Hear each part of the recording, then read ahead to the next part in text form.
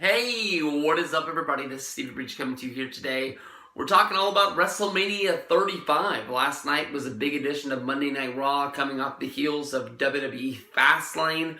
As I'm talking to you right now, not when you're watching this, but when I'm making this video, SmackDown starts in 8 minutes.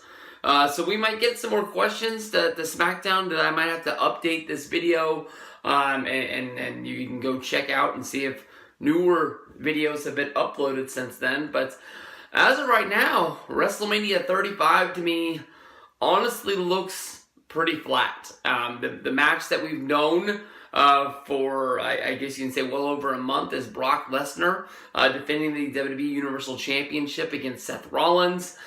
Seth Rollins, the winner of the Royal Rumble, challenged Brock to go after the Universal Championship. It's been a while since Seth Rollins was on top of the WWE. He's always one of the main event guys. But Brock has been holding that title hostage since getting the title back after Roman Reigns had his scare and he had to leave for a while. It looked like they were going to give the ball to Braun Strowman. Braun Strowman's going to be coming into WrestleMania. I don't even know where he really fits in. He's got some sort of an angle going up against the guys from Saturday Night Live. I don't know how Braun Strowman could be one of the most popular guys in the WWE.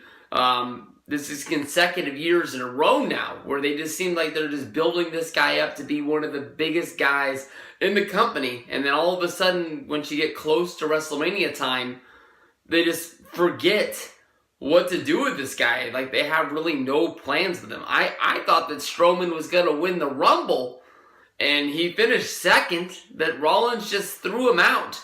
And since then, really hasn't been doing anything in WWE that means anything on the grand scale. We've known for well over a year that Ronda Rousey was going to be a part of the WrestleMania 35 main event, the closing out of WrestleMania. We all thought that it was going to be Ronda Rousey against Charlotte Flair. Becky Lynch, since right before the Survivor Series, I think honestly the injury where her nose got busted right before Survivor Series, I think helped her. I honestly didn't think that they would be able to keep Becky Lynch hot until the Rumble, when I thought they were going to do Becky versus Ronda.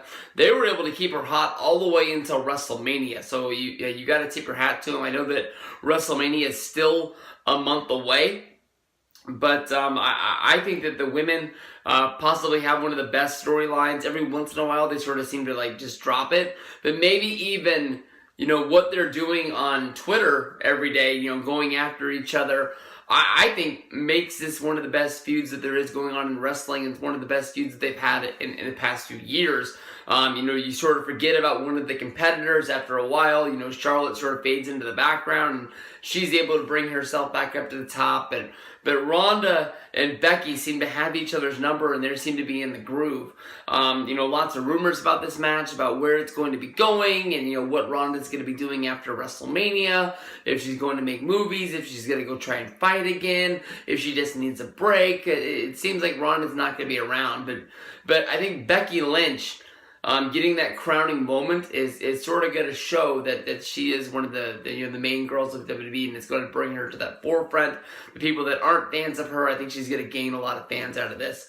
I'm really surprised that Triple H versus Batista was named. Not that I didn't think this was going to be a match at this year's WrestleMania, but after Triple H's pec injury, him thinking that he's going to be all right by WrestleMania is kind of surprising. We were all doing the math.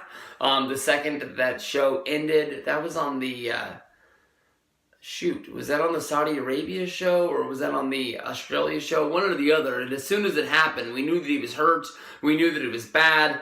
Whatever plans they had coming out of that show, whether if that was Undertaker versus Shawn Michaels at Survivor Series, or something involving The Undertaker, or something involving Shawn Michaels, everything halted, stopped, bam, that was it. And we might not ever see The Undertaker again. We might not ever see Shawn Michaels again.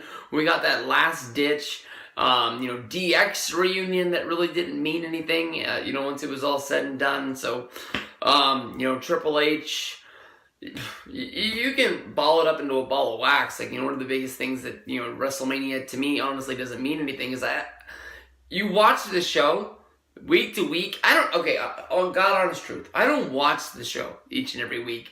I try to listen to the Wrestling Observer. I try to listen to their, sort of reviews of Raw. I'm definitely consistent on Twitter and Facebook, seeing the videos that they post and seeing what people are saying about what's going on with the product.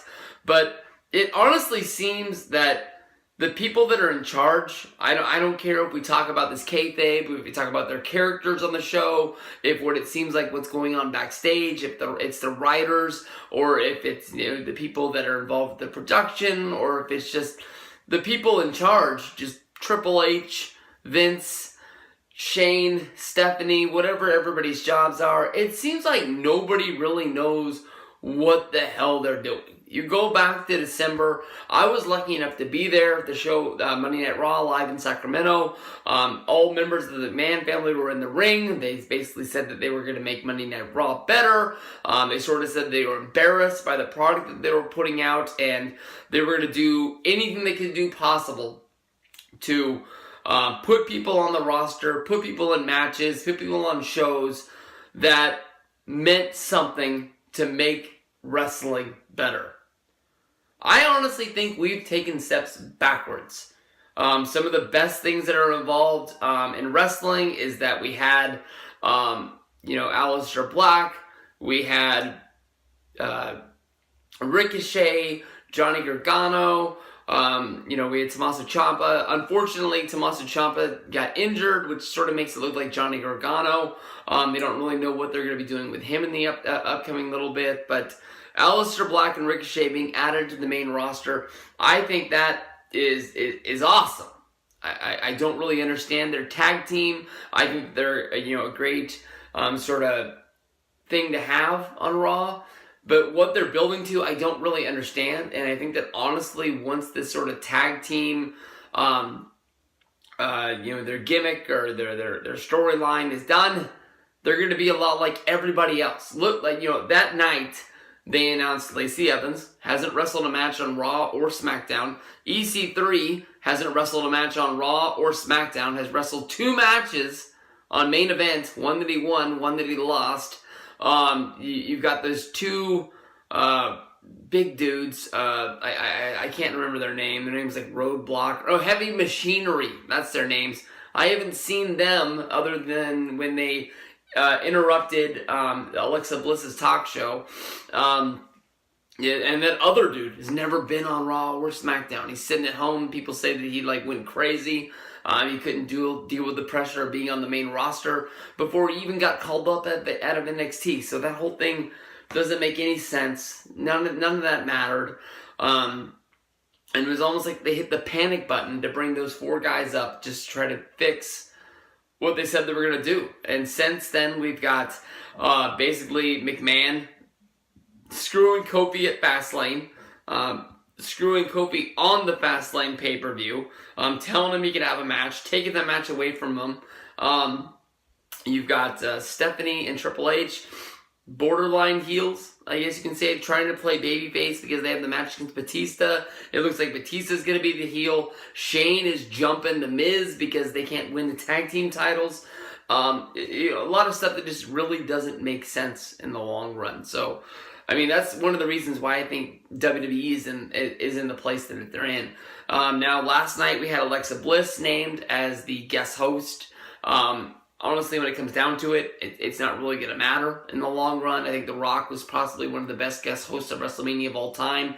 He built himself into the finish of the Miz versus Cena match, was one of the reasons why, so many people got the WrestleMania 27 pay-per-view. It led up to the WrestleMania 28 pay-per-view. That made sense. The New Day was kind of a cover on the fact that the Hardys were coming in. Everybody thought that the New Day was going to add themselves to the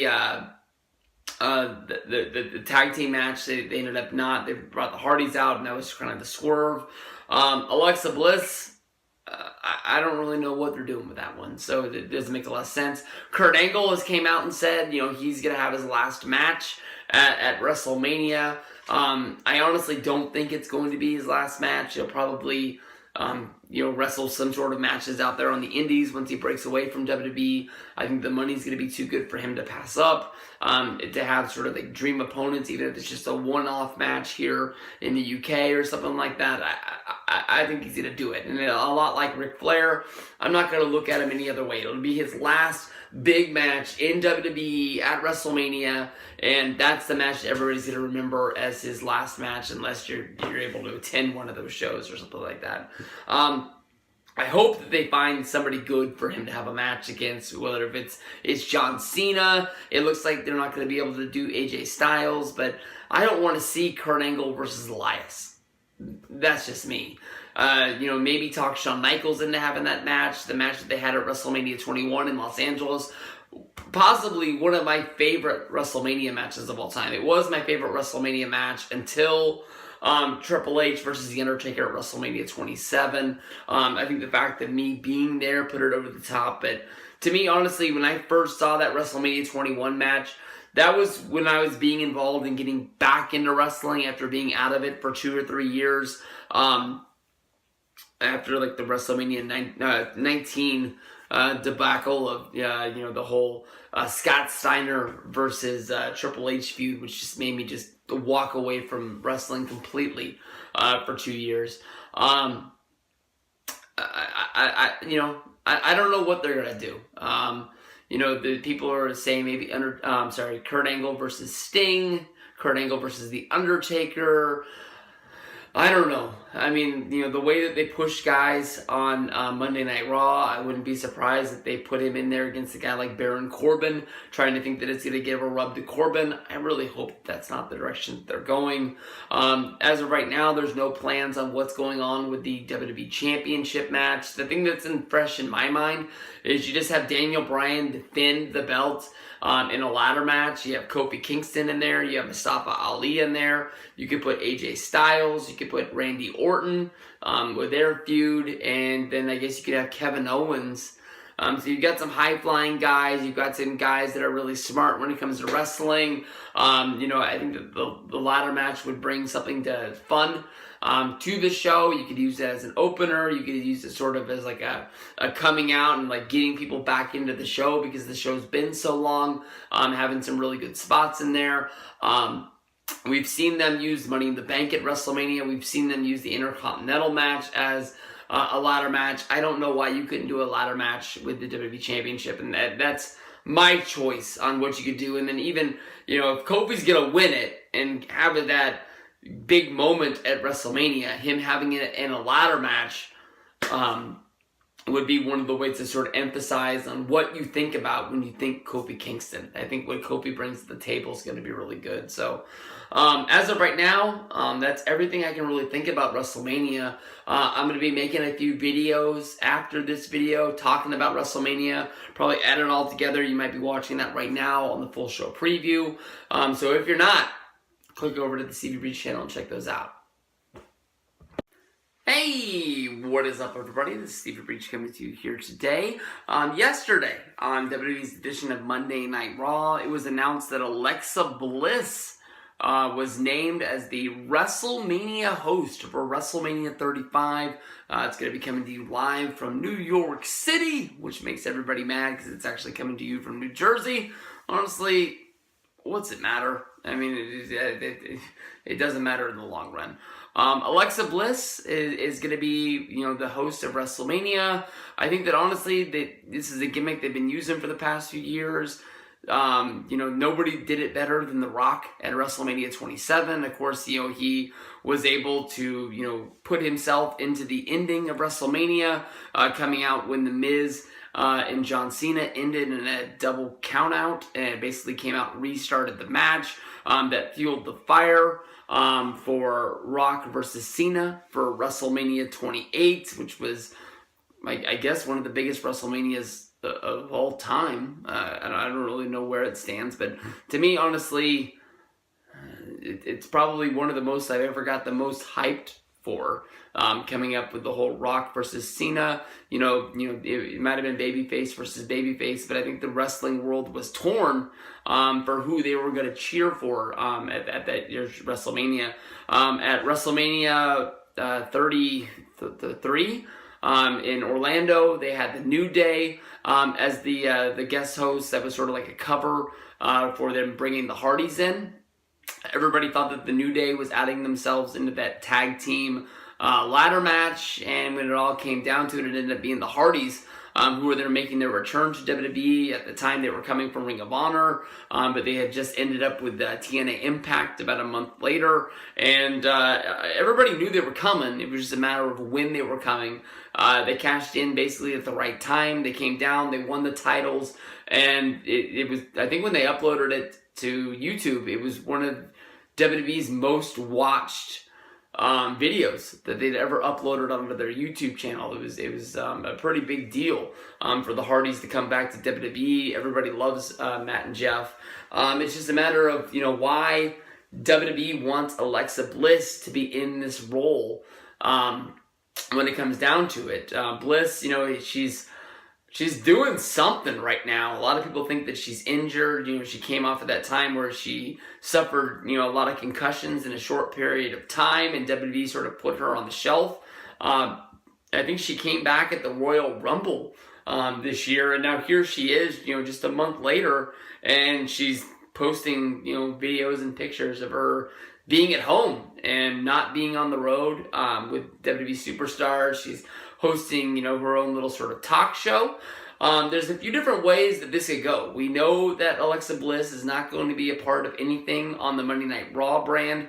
Well, then again, Ronda Rousey, who's the Monday Night Raw Women's Champion, she's fighting against two members of the SmackDown brand. So I think we're getting to the place where the brands really aren't going to mean anything to WWE anymore. We had Shelton Benjamin just show up on Monday Night Raw to take on Seth Rollins on Monday.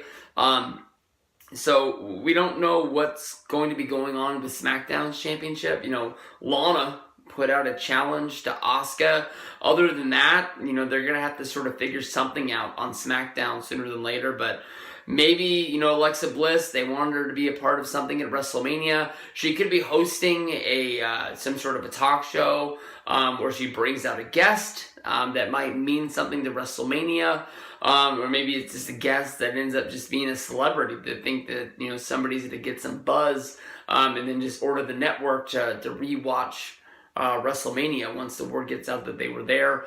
Maybe Alexa Bliss is just going to add herself to that SmackDown championship match, and they're just going to just make it where the guest host has the final ruling of where she's going to be. And basically, like, she's a member of the authority with the McMahons. So I don't think in the grand scheme of things this is going to mean anything to WrestleMania 35. I think when we look back, we watch the DVD or we watch this on the network, whatever you do.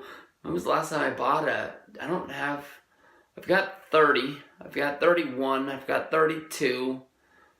That must have been the last one. I don't think I have WrestleMania 33 on DVD. I'm not 100% sure. But I guess that was where my collection ended. But, I think when we look back, I don't think Alexa Bliss is going to mean anything to the grand scheme of WrestleMania. But you never know. This could be something big.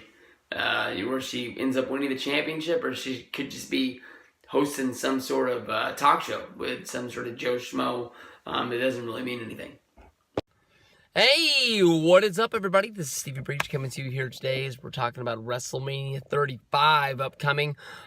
This week on Monday Night Raw, we had Kurt Angle. I believe the show was in his hometown of Pittsburgh. He came out and he addressed the fans. He basically said that the career is going to be winding down. It's basically sooner than later than it's going to be done.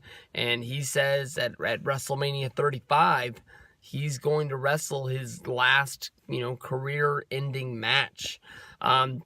When I think about Kurt Angle, I think that honestly, he's still going to be doing those independent dates. He might wrestle a day here or there along the way, kind of like Ric Flair. He retired at WrestleMania 24, but he went and he did some stuff for TNA. He went and did the Hulkamania tour.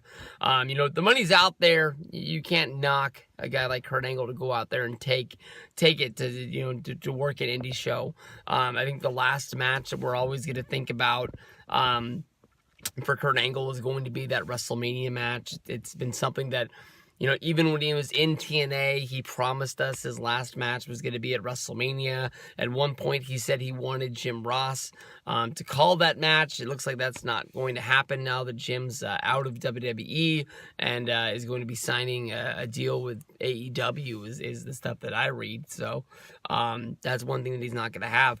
The only thing that we don't have right now is basically who Kurt Angle's opponent is going to be. And I mean, you think about what's out there in the world, you know, Triple H, possibly one of the, you know, biggest, you know, opponents that Angle ever had throughout his career, especially if you go back to those days when he was first breaking into the main event scene and he was having those matches against Triple H, against The Rock, against Undertaker.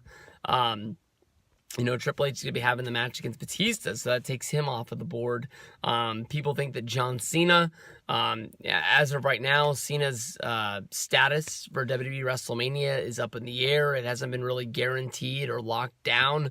We didn't really know that Cena was going to be at the Royal Rumble this year until pretty much like the week before, when he said that he was going to be there.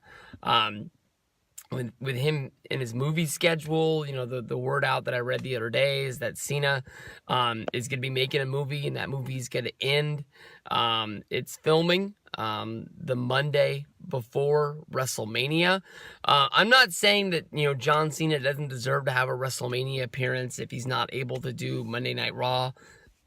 We know Cena is going to do everything he can for WWE, especially to get that WrestleMania payday, whether that's him, you know, getting off work, getting on a jet and flying, you know, maybe there's going to be a Raw that's close enough that he's able to make some sort of miraculous, you know, appearance on Monday Night Raw. I would, you know, you don't really need to have a huge face-off, you know, for Kurt Angle's last match against John Cena. I think, honestly, their rivalry, I guess you can say, if you go back to the, you know, the early John Cena days when he was breaking into the main event, you know, he kept getting pushed out there against guys like Chris Jericho, Kurt Angle. It was almost like WWE was having him, you know, win these matches to try and get him over to the point where you could believe that he was moving up from that mid-card role to that main event spot, and he deserved to be there. They're putting him against the best wrestlers that they had at those spots to show that he deserved it. So it's not like you really, you know, if they were able to get Cena to do one Raw, come down and basically, you know, call out Angle and basically say that, you know, he put the challenge out there. He wants to be the guy to be that stepping stone. He knows that he's the guy who could deliver the best match for Kurt Angle. You know, I think that Cena makes the most sense. Other than that, I mean, like, you think of dream opponents. I mean, Sting's basically said his career's done. Sting versus Angle, I mean, that would be a cool match. If Sting had one more left in the tank, you think about what they did for TNA. That's really going to be something. AJ Styles would be awesome. They had a lot of battles in TNA. It looks like, you know, AJ is going to be doing something with Orton. I really hope that they end up doing something like with the ladder match with the World Heavyweight Championship. You know, have you could have AJ, you could have Orton, you could have Daniel Bryan, Mustafa Ali, Kofi Kingston.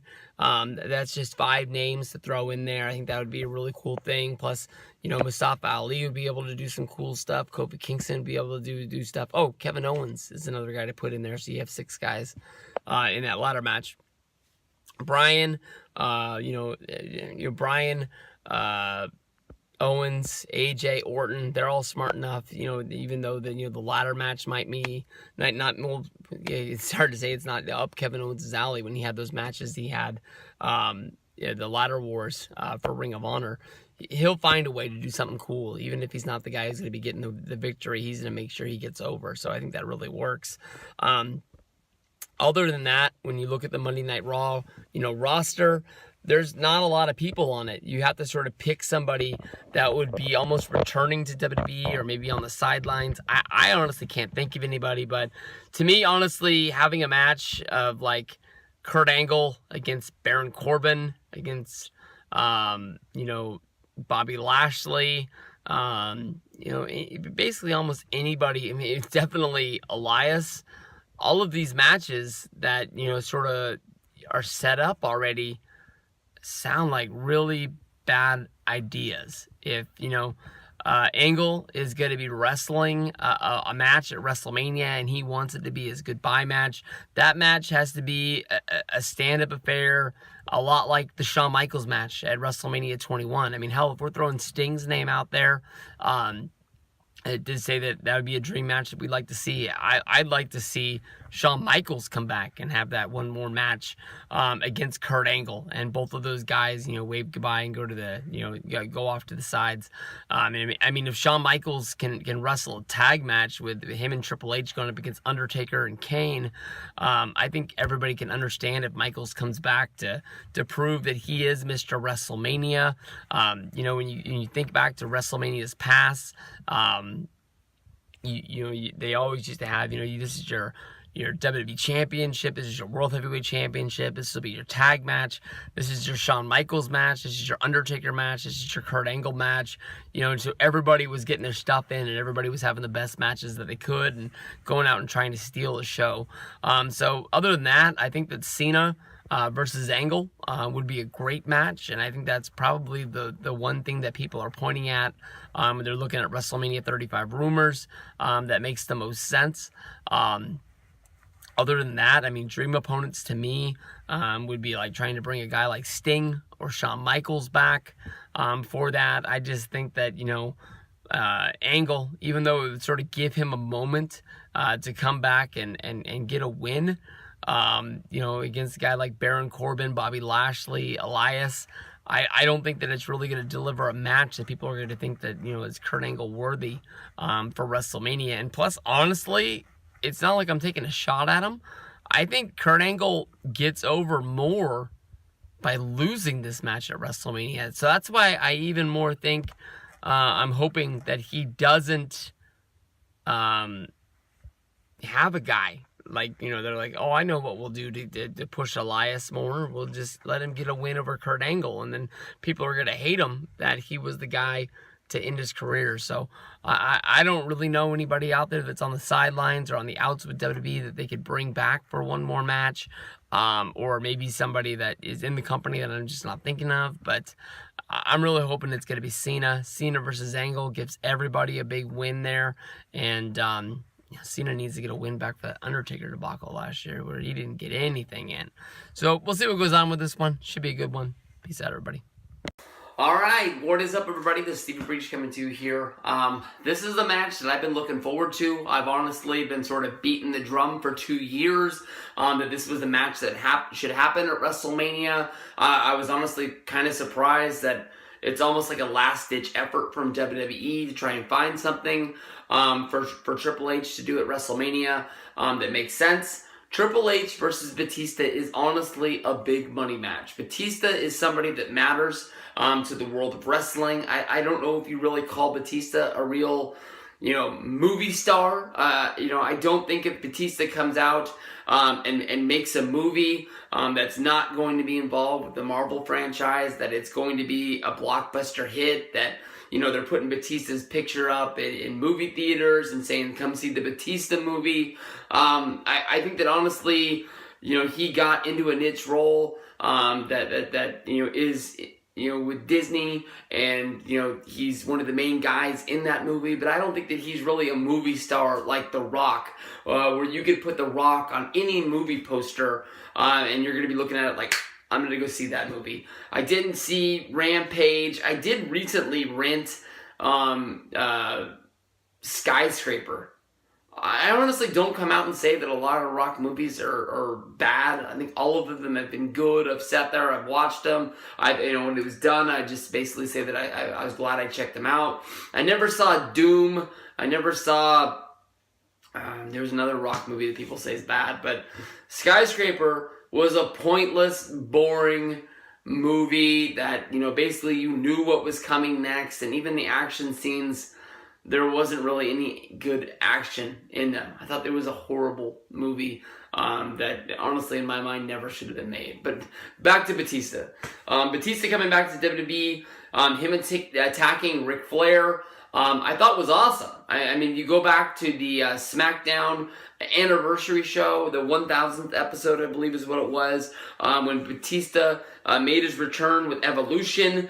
I couldn't really tell what the hell was going on. There was definitely a place where sort of Batista called out Triple H, and then less than a minute later, they're nose to nose, then they're giving each other hugs, and it was almost like they started a confrontation and then didn't really know if they were going to be able to go through with it, so they tried to say that everything was all right with them, and they just basically closed the door. It's been a long time since WrestleMania 21. Hey, I just talked about WrestleMania 21 in my last video. When I was talking, I should have talked about it during that ladder thing when I was talking about the World Heavyweight Championship.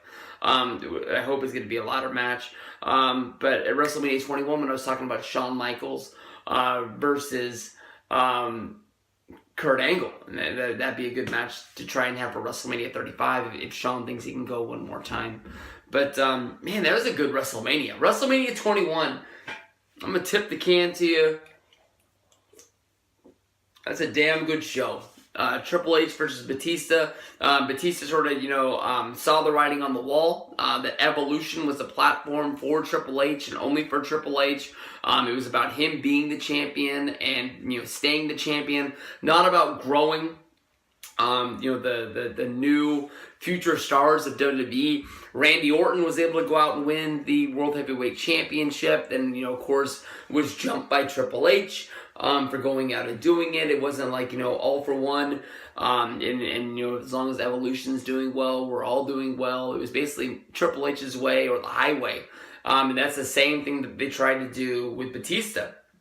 After Batista won the Rumble, Triple H tried to sway him to switch brands and go over to SmackDown and go after their title. But instead, I think Batista had enough of Triple H on his sort of tactics of trying to just sway him in the wrong direction. And Batista knew that going after Triple H was the only way that was going to make him the biggest star, to bring in the biggest money, and just sort of put WWE in the right direction.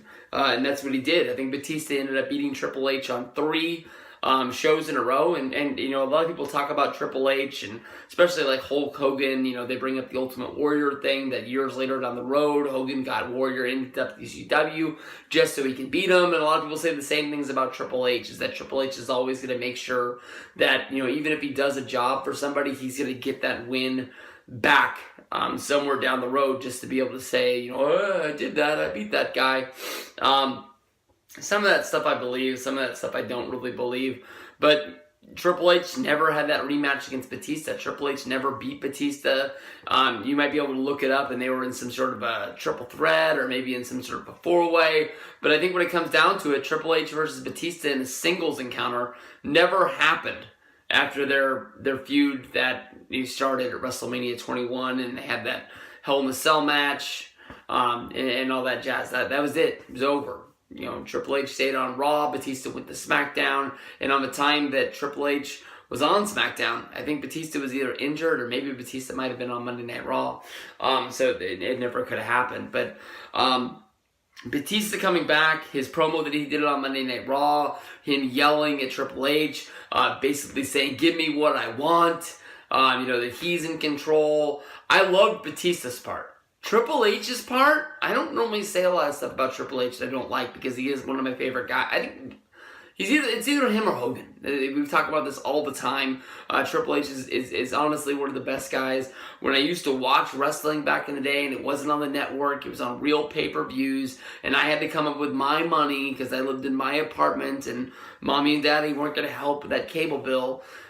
When I ordered, a WWE pay-per-view, yeah, I knew Undertaker was going to be on it, The Rock was going to be on it, Stone Cold was going to be on it, and their matches would deliver from time to time, but I knew every time Triple H was on a pay-per-view, it didn't matter if he was in the main event, if he was in the co-main event, wherever he was, that match was going to be worth $30 to me, and that was why I paid to watch those shows. I got a chance to tell him that when I met him one time, and I'm pretty sure he liked it. At least it felt good for me to tell him that month after month when I was buying those shows, it was for him. And a lot of people probably tell him that you're my favorite wrestler, dude. But I think when it comes down to it, putting your money where your mouth was, I think that means something right there. But this is going to be a great match. This honestly could go either way. In my mind right now, the only way I see this playing out is Triple H beating Batista. I know that doesn't really make a lot of sense because people think of Batista being this big movie star, and people thinking that Triple H is going to get the win here because he's got to be the guy to beat everybody because he's in control and doesn't want anybody else to be over other than him. But I don't know. I mean, I really didn't know what to think about when Batista came back for that WrestleMania 30 run. Obviously, it wasn't what it was supposed to be. He came in, he won the Rumble. People thought he was going to go to WrestleMania and he was going to win the championship. And, he would be a part of WWE. We knew that he was going to leave, but we didn't really know when he was going to leave. But the way he left after doing the Evolution versus the Shield deal, kind of was sticky to me. And I think we all thought that Batista was going to come back for SummerSlam. And then when he didn't come back for SummerSlam, well, he'll be a part of WrestleMania. And WrestleMania 31 came, 32 came, 33 came. And there was always those faint rumors that maybe this is the year Batista comes back and we have that match against Triple H. And it never happened. Here we are, WrestleMania 35. And it's almost kind of like an afterthought because, we didn't have Roman Reigns at one time. We didn't know when he was coming back. And it was almost like they called him just out of like, oh shit, what are we going to do next kind of deal. So, Batista could be here for months. He could be here for only one. So in my mind, I'm picking Triple H to get the win here. And we'll have to see what goes down. WrestleMania 35. As of right now, I mean, this is the match that I'm looking forward to, but I only think as the build comes for WrestleMania, I'm going to get more hungry for this match, and I think I'm going to be ready for it. Hey, what is up, everybody? This is Stevie Breach coming to you here today. We're talking about WWE's WrestleMania 35's big main event. Well, it might not be the last match of the night, but it definitely is going to be one of the matches that WWE beats into your brain. That is one of the biggest matches. That's one of the reasons why you can't miss WrestleMania 35. And, of course, that's going to be Seth Rollins going after the Universal Championship from Brock Lesnar. Seth Rollins, just back in January, won WWE's Royal Rumble, and due to Roman Reigns making his return to WWE after his leukemia flare-up, basically the scare that Roman was going to have to go back well, I guess not go back, but basically Roman was going to have to step aside from wrestling and not be a part of it for a while, and Roman was gone from about October until I guess early February, and when he came back, basically he was able to realign the Shield to have a match, which is supposed to be one last time because Dean Ambrose is going to be leaving the company, and I don't really know what the future of that is really going to be. Dean Ambrose going to wrestle for Impact Wrestling doesn't really make a lot of sense to me. I guess the hot place that everybody wants to be right now is AEW, and I know that honestly, they have a lot of money behind them with the owner of the Jacksonville Jaguars. I believe the name of the guy, his last name is Khan. He's got a lot of money. But, how much money are they really investing into this company where they have money to have, the Young Bucks are already getting paid, Kenny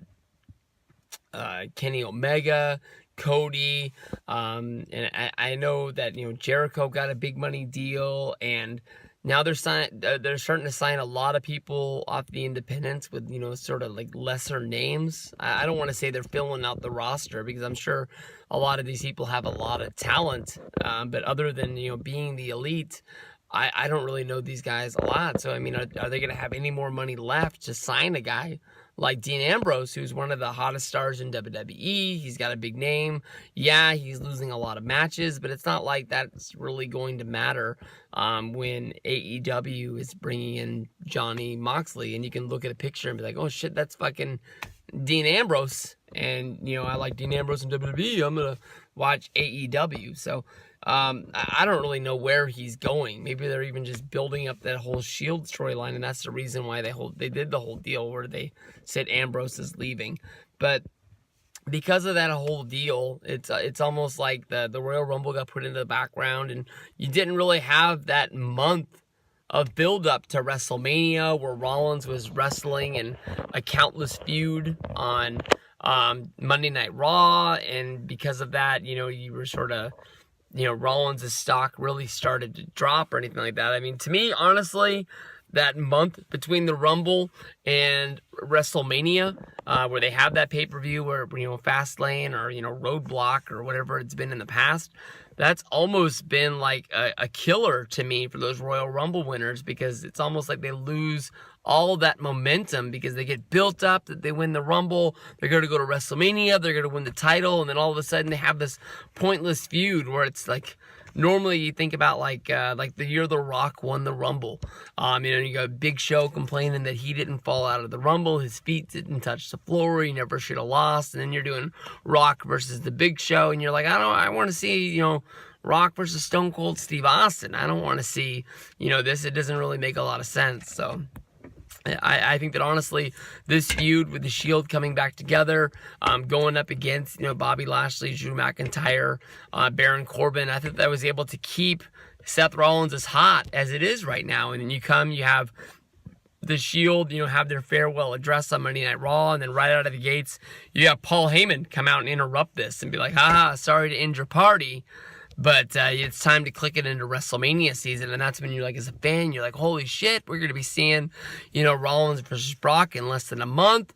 When you break down the stuff, which a lot of my videos end up starting to do now, is because I think I care more about the business more than I actually care about the actual show that's getting put out most of the time. Because when it comes down to it, I watch the pay-per-views more than I watch Raw or SmackDown. So that's the stuff that I know the most. The rumor of Brock Lesnar going back to WWE is never going to go away. The magical day that you heard about, that Brock Lesnar's suspension was going to end with USADA due to the failed drug test back at the Mark Hunt UFC 200 fight, that was supposed to be January. And January came and went. They still talk about Brock versus Cormier every once in a while. It's almost like Dana White wants to get Brock Lesnar out of WWE before he starts talking about bringing him in. The last quote I heard from Dana White was basically saying that Daniel Cormier wants to have this fight. Daniel Cormier has done a lot of favors for Dana White, and Dana White wants to keep Daniel Cormier happy, so if he wants this fight, he's going to find a way to make it happen. So I don't know if we're just counting down the days until Brock leaves WWE. The rumors of when Brock Lesnar's contract comes up, I think we've been doing this all the way since WrestleMania 28. Brock's contract always miraculously is supposed to end, and then he keeps showing up, and then they say he signed an extension or he signed a new deal. There's always things like that. It's almost like we know so much, and then all of a sudden we get to that magical date, and it's like, we didn't know anything. At first we thought that Brock was just going to be in WWE for a year, and then ended up being that first contract was 2 years, and then he signed that re-up, before WrestleMania 31, and, after WrestleMania last year, it was like he was supposed to lose the title and go away, but they wanted to keep him around, so they gave him an extension so he could do the world's greatest Royal Rumble, and Brock didn't lose there, and it's almost like they keep that story out there to keep us interested, like, Brock's gonna lose, then fucking Brock wins, and it doesn't make any sense, because of what you've been thinking was a lock. To me, Rollins, I think, although he won the belt at WrestleMania 31, you go back, Rollins beat Triple H and the Authority at WrestleMania 33.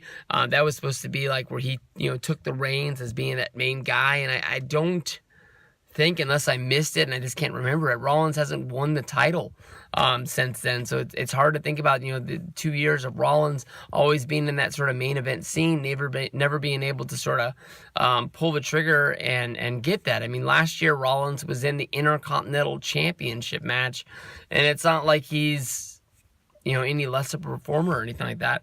Rollins, to me, I think would be awesome. To slide into that main role. Of course, with Roman Reigns being around, is Roman going to be okay, like being that sort of number 2 guy, even though he's sort of the main guy that's in WWE that sells the backpacks and tickets and t-shirts and all that jazz? Or, does that finally lead up to us getting a real Rollins versus Roman feud? Because I don't think we've ever been able to pay that off, because every time they set it up, somebody gets injured, I think. So, I was really sort of hoping that we were going to get Ambrose versus Reigns somehow out of that whole Shield deal. Looks like the Roman's going to be having a match against Drew McIntyre. I think that has a chance to be a good match. McIntyre's a really good worker. He's not really... Like it matters. Drew McIntyre's not over to me. He wrestles in good matches, but honestly, those matches I don't really care about. And Roman, to me, I think this is just going to be a match. It might as well be on the pre-show, in my mind, if that match comes to be. And then if that is the match, where does Ambrose fit into WrestleMania? You want to put him on there, even though it's out that he's going to leave. I mean, are you really just going to have Ambrose wrestle in the Andre the Giant Memorial Battle Royal? Are they going to have some sort of Intercontinental title match or United States Championship match with just a lot of guys in there, and he's just going to be one of the dudes in there? If they're really trying to keep him around, if they're really trying to get him to stay, a real match would probably make the difference in my mind. So I'm thinking that at WrestleMania, Rollins is going to be pulling the victory. I'm pretty sure that a lot of people are going to be thinking that, but let me know what you guys think. Peace out. I'll see you guys down the road. All right, it's put up or shut up time here at WrestleMania 35. We now have our bona fide main event match set in stone. I know that I sort of said that, it was going to be weird to see how they put the pieces together, to see how they were going to put all 3 women in there and be able to tell a story that meant something. But now it's all said and done after WWE Fastlane. Ronda Rousey had the best idea. She ran down to the ring. She made it where Charlotte Flair got disqualified. Becky Lynch got the win. She was happy with the fact that she got the win this way and that she was going to be a part of WrestleMania. It would have made more sense if Ronda would have ran down there and got herself into the match, that the ref wouldn't throw the match out that way, and Ronda would have, miraculously rolled up Charlotte for the win.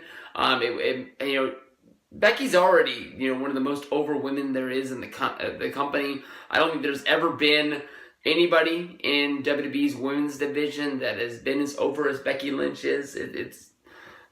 People want to draw comparisons to Stone Cold Steve Austin. Let's be honest here. Becky Lynch is fucking no Stone Cold Steve Austin, but she's more over than any woman has ever been in the women's division. I love Charlotte. I'm a big Charlotte supporter, but Charlotte has never been as popular as Becky Lynch is right now. Ronda Rousey came in with a great deal of fan appeal because of her UFC past. Ronda Rousey's never been where Becky Lynch is. Becky Lynch, honestly, in fans' minds right now, honestly could do no wrong. And I completely understand, and I'm behind that. I think that, she is awesome. I think she's great. Having these 3 women involved in this match, I think that, if we go back in time to Survivor Series, when Becky Lynch versus Ronda Rousey was first going to happen, I think that the plan is that Ronda was going to beat Becky. And I think that WWE thought that this was going to sort of end the fans' push of Becky Lynch after SummerSlam, and we would move on, and they would get their Charlotte Flair versus Ronda Rousey match. The fact that Becky Lynch got popped by Nia Jax, broke the nose, the match wasn't able to happen. It put sort of this cloud over Becky, where fans didn't want to see her lose that momentum. They didn't want to see her lose her match. And they used their voice, much like they did for Daniel Bryan at WrestleMania 30, to get her to the point where she is now.